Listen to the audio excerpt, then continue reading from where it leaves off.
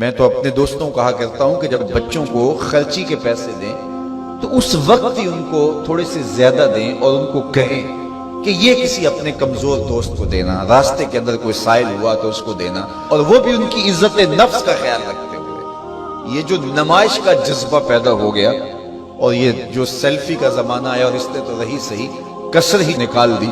وہ کسی زمانے میں کہتے تھے نیکی کر دریا میں ڈال، اور پھر وہ زمانہ آیا کہ نیکی کر اخبار میں ڈال، اور اب ہے نیکی کر فیس بک پہ ڈال۔ اب تو وہ تقوی، وہ جو للہیت، وہ تو ختم ہی ہوتی چلی جا رہی ہے۔ آج کل وہ اجتماعی شادیوں کا ایک رواج پیدا ہوا۔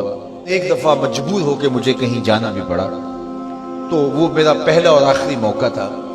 تو میں نے وہاں کہا کہ آپ نے مجھے جس مقصد کے لیے بلایا ہے، میں اچھائی کے کاموں کی تحسین کرتا ہوں، لیکن یہ منظر آپ کا مجھے اچھا اس لیے نہیں لگا کہ زندگی میں 3 مرحلے ہر شخص پہ آتے ہیں جب وہ مہمان خصوصی ہوتا ہے۔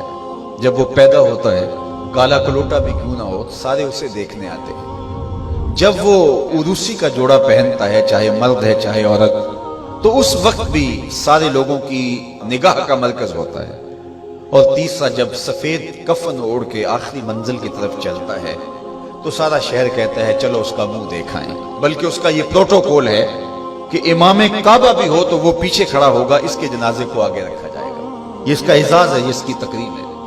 وقت کا غوث بھی ہو تو وہ بھی پیچھے کھڑا ہوگا، اس کا جنازہ آگے رکھا جائے گا، یہ اس کا اعزاز ہے۔ تو میں نے کہا یہ 3 موقع ہوتے ہیں کسی کمزور سے کمزور، غریب سے غریب، عاجز سے عاجز شخص کے لیے بھی عزت کے، اور آج آپ نے ان سے یہ موقع بھی چھین لیا کہ اسٹیج کے اوپر مخیر حضرات بیٹھے ہیں، اور ایک قطار میں بیٹیاں بیٹھی، اور ایک قطار میں جو ہے وہ دلہے بیٹھے ہیں، اور ان سب کے رشتہ دار سامنے، باراتی 20-20 40-40 لوگ آئے ہوئے ہیں۔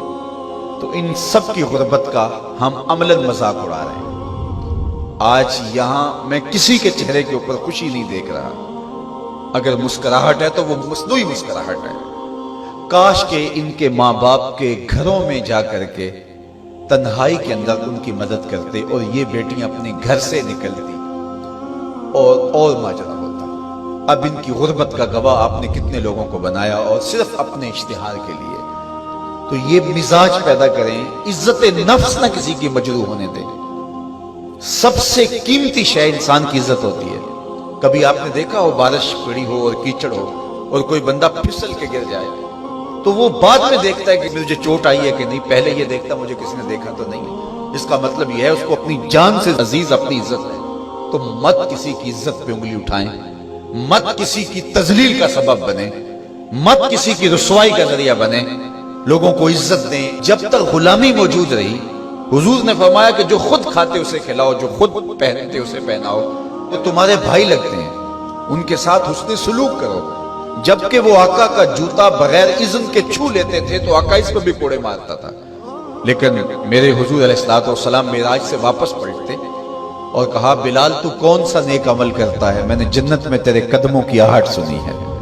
کیا خیال ہے ایسے ایک جملے نے دور غلامی کی ساری تھکن اتارنی دی ہوگی، اور غلام فرش اٹھ کے فراز عرش پہ نہیں پہنچ گیا ہوگا؟ یہ عزت دی ہے۔